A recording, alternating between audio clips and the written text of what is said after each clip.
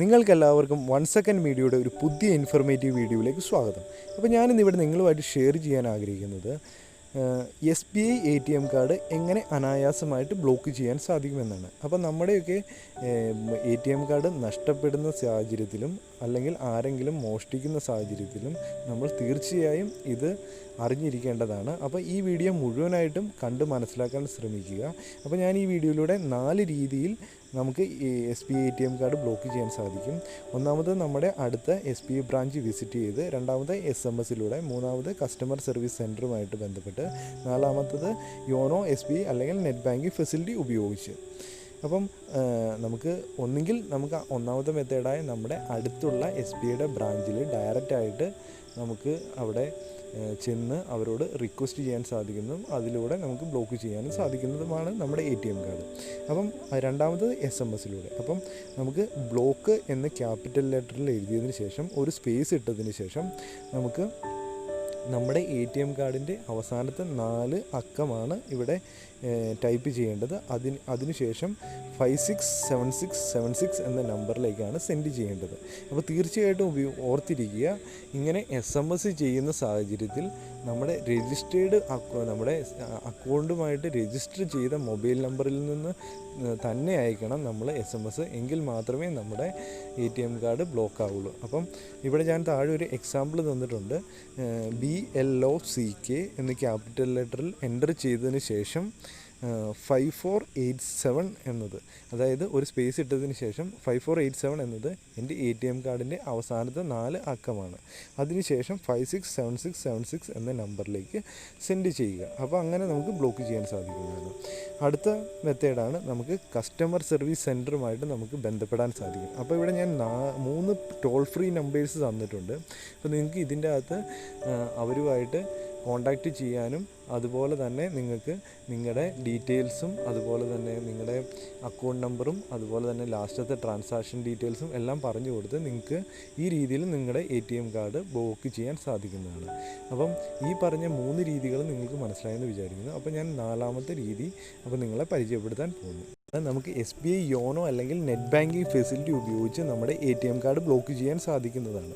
അപ്പോൾ തീർച്ചയായിട്ടും ഓർത്തിരിക്കുക, നമുക്ക് ഇതുവരെ നിങ്ങൾ യോനോയും അല്ലെങ്കിൽ നെറ്റ് ബാങ്കിങ് ഫെസിലിറ്റി ഒന്നും ഉപയോഗിക്കുന്നവരല്ലെങ്കിൽ ഞാൻ ഓൾറെഡി ഇത് എങ്ങനെ രജിസ്റ്റർ ചെയ്യാം, നെറ്റ് ബാങ്കിങ് എങ്ങനെ രജിസ്റ്റർ ചെയ്യാം, അതുപോലെ തന്നെ SBI യോനോയിൽ എങ്ങനെ ATM കാർഡും അല്ലെങ്കിൽ നിങ്ങളുടെ അക്കൗണ്ട് ഡീറ്റെയിൽസ് വഴിയൊക്കെ രജിസ്റ്റർ ചെയ്യാമെന്ന വീഡിയോ ഞാൻ ഈ ചാനലിലൂടെ ചെയ്തിട്ടുണ്ട്. അപ്പോൾ നിങ്ങൾക്കെല്ലാം അത് കണ്ട് മനസ്സിലാക്കാനും നിങ്ങൾക്ക് അനായാസമായി മൊബൈലിലൂടെ നിങ്ങൾക്ക് അക്കൗണ്ട് ക്രിയേറ്റ് ചെയ്യാനും സാധിക്കുന്നതാണ്. അപ്പം നമുക്ക് ഈ വീഡിയോ തുടരാം. അപ്പം യോനോ നിങ്ങൾ യൂസർ നെയിമും പാസ്വേഡും എൻ്റർ ചെയ്ത് ഓപ്പൺ ചെയ്യുക. അതിനുശേഷം ഇവിടെ മുകളിലായിട്ട് ഒരു മെനു ഓപ്ഷൻ ഉണ്ട്, അത് ക്ലിക്ക് ചെയ്ത് ഓപ്പൺ ചെയ്യുക. അപ്പോൾ താഴെയായിട്ട് നമുക്ക് സർവീസ് റിക്വസ്റ്റ് എന്ന ഓപ്ഷൻ കാണാൻ സാധിക്കും, അത് ക്ലിക്ക് ചെയ്ത് ഓപ്പൺ ചെയ്യുക. അപ്പോൾ ഇവിടെ block ATM or debit card എന്ന ഓരോ ഓപ്ഷൻ കാണാൻ സാധിക്കും. അപ്പോൾ ബ്ലോക്ക് ചെയ്യാൻ വേണ്ടി അത് ക്ലിക്ക് ചെയ്ത് ഓപ്പൺ ചെയ്യുക. അപ്പോൾ ഇവിടെ താഴെയായിട്ട് നിങ്ങളോട് പറയുന്നുണ്ട് നിങ്ങളുടെ പ്രൊഫൈൽ പാസ്വേഡ് എൻ്റർ ചെയ്ത് കൊടുക്കാൻ. അപ്പോൾ നമുക്ക് ലോഗിൻ പാസ്വേഡും പ്രൊഫൈൽ പാസ്വേഡും ഉണ്ട് നമ്മൾ യോനോ അല്ലെങ്കിൽ നെറ്റ് ബാങ്കിങ് ഫെസിലിറ്റി ചെയ്യുമ്പോൾ. അപ്പം പ്രൊഫൈൽ പാസ്വേഡ് തീർച്ചയായിട്ടും ഓർമ്മയുണ്ടായിരിക്കണം നമുക്കിത് ബ്ലോക്ക് ചെയ്യാൻ വേണ്ടി. അപ്പം ആ പ്രൊഫൈൽ പാസ്വേഡ് ഇവിടെ എൻ്റർ ചെയ്തതിന് ശേഷം സബ്മിറ്റ് എന്ന ഓപ്ഷൻ ക്ലിക്ക് ചെയ്യുക. അപ്പോൾ ഇവിടെ നമ്മളോട് ചോദിക്കും, കുറച്ച് ഓപ്ഷൻസ് ഉണ്ട്, അതിൻ്റെ അന്ന് ബ്ലോക്ക് കാർഡ് എന്ന ഓപ്ഷൻ സെലക്ട് ചെയ്യുക. അപ്പോൾ ഇവിടെ മുകളിലായിട്ട് ബ്ലോക്ക് ഓൾ കാർഡ്സ് എന്നൊരു ഓപ്ഷൻ കാണാൻ സാധിക്കും. അപ്പോൾ നമുക്ക് എല്ലാ കാർഡുകളും നമുക്ക് ബ്ലോക്ക് ചെയ്യണമെങ്കിൽ അത് സെലക്ട് ചെയ്ത് കൊടുക്കുക.